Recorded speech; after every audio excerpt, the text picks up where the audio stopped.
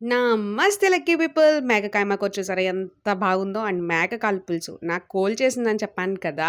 So, దానికోసం మా నాన్న తెచ్చారు. మంచి స్పైసీగా చేసుకొని తినేసా.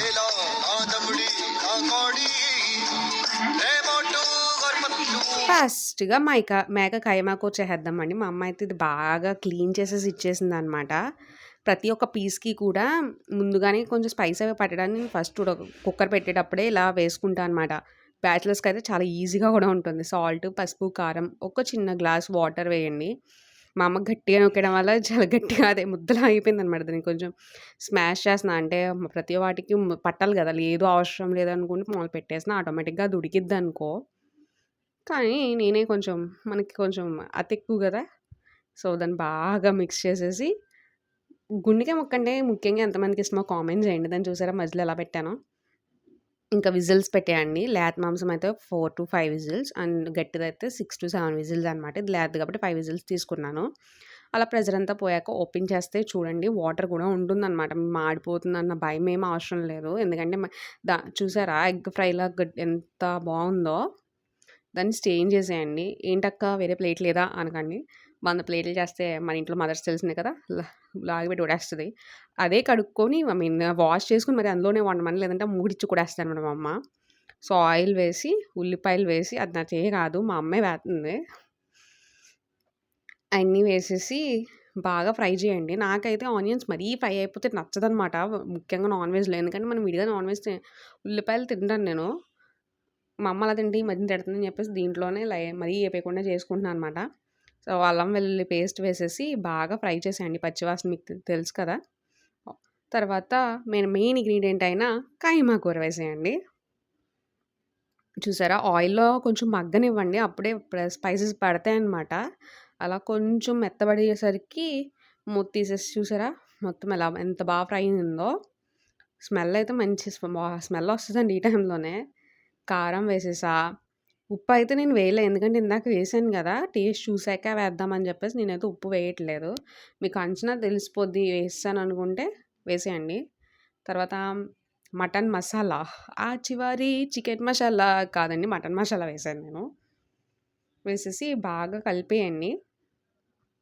మంచి అరోమా అయితే గ్యారంటీ వస్తదనమాట. చూసారా? చూడడానికి నాకైతే నోరు ఊరిపోతుంది. ఎగ్ ఫ్రైలా ఉంటదనమాట.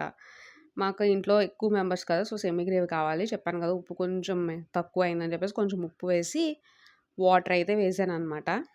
వాటర్ వేసి సెమీ గ్రేవీలా చేశాను. కానీ అది లాస్ట్‌కి మళ్ళీ ఫ్రై అయిపోయిందనుకోండి. ఎందుకంటే నేను ఎక్కువ సేపు ఉంచేసా అనమాట స్టవ్ మీద.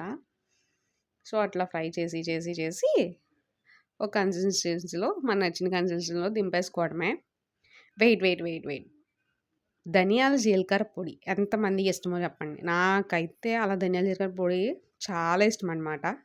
నచ్చితేనే వేసుకోండి. నచ్చకపోతే అవసరం లేదు ఈ కర్రీకి. నేనైతే వేసుకున్నా. అంతేనండి. ఇంకా ప్లేట్‌లో వేసుకొని తింటే ఉంది. ఆల్రెడీ ముందు వీడియోస్‌లో చూసారు కదా! లేదంటే ఒకసారి స్టార్టింగ్‌కెళ్ళి చూసేయండి. సూపర్బ్‌గా ఉంది గదా!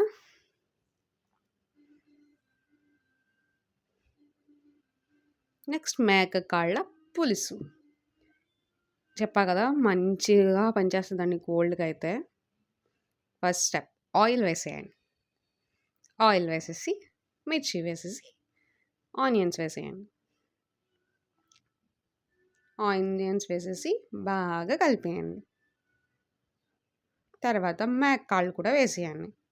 నూనెలో మగ్గాలండి కొంచెం. అప్పుడే కొంచెం ఫాస్ట్‌గా ఉడికిద్ది. లేదంటే ఉడకదనమాట.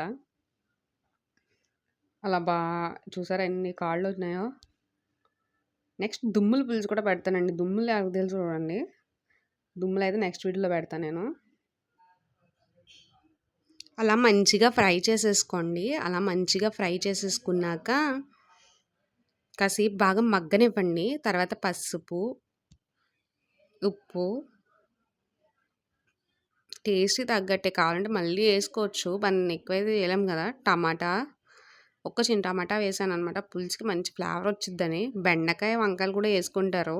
అప్పుడప్పుడు వేత్తాం మేమైతే. మా ఇంట్లో కలగలుంటే తినరనమాట. ఇంట్లో ఎవరెవరికి కలగలు నచ్చదో వాళ్ళైతే కామెంట్ చేయండి. అల్లం వెల్లుల్లి పేస్ట్ హోమ్ మేడే. ఇది కూడా కావాలంటే వీడియో చేస్తా కామెంట్ చేయండి.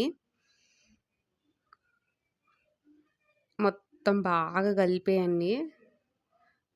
పచ్చి వాసన పోయేదాకా కలపండి.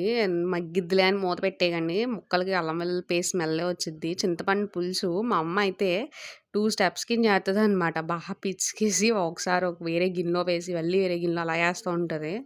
కారం అనమాట. ఇప్పుడు మనకెంత కారం కావాలో వేసేయండి. మటన్ నెక్స్ట్ ధనియాల జీలకర్ర పొడి, మటన్ మసాలా అవి కూడా వేసేయండి. మీ దగ్గర ఏం లేకపోయినా సరే ఒక మటన్ మసాలాస్ బయట దొరుకుతున్నాయి కదా! ఏసేయండి. ఏం పర్లేదు. కా బాగా కలిపేయండి కొంచెం. ఆ తర్వాత నేను ఆల్రెడీ చెప్పాను కదా! మా అమ్మ ఎన్ని చేతదని. ఇలాగా ఒక గిన్నెలో కలిపేసి, ఇంకో గిన్నెలో ఏసి, అప్పుడు మళ్ళీ చెయ్యి పెట్టి అట్లా వేస్తదనమాట. అట్లయితే ఏ ఒక్క చిన్న పీస్ కూడా పులుసులోకి వెళ్ళదని మా అమ్మ ఉద్దేశం అనమాట. ప్రతి మమ్మీ అంతేనేమో!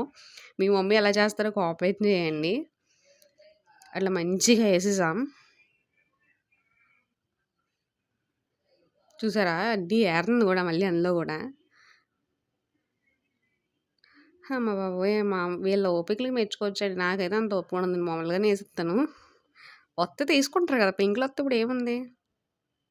నేనైతే అంతే. మా అమ్మ అలా రానివ్వదు చూసారా? ఇప్పుడు బాగా కలిపేసి ఒకసారి దించాకైనా ఉప్పు చూసుకోవచ్చు. నేనైతే 20 విజిల్స్ పట్టిందండి. ఇది బాగా గట్టి మాంసం అనమాట. 20 విజిల్స్ తర్వాత చూసారా ఎట్లా ఉందో? స్పైసీగా నా మొత్తం కోల్డ్ అంతా ఎగిరిపోయింది. కొంచెం వాయిస్ చేంజ్ అవ్వాలి. వాయిస్ పట్టించుకోకండి. నేను ఆల్రెడీ చెప్పాను గదా! Thank you. సబ్స్క్రైబ్ చేయొచ్చు కదా!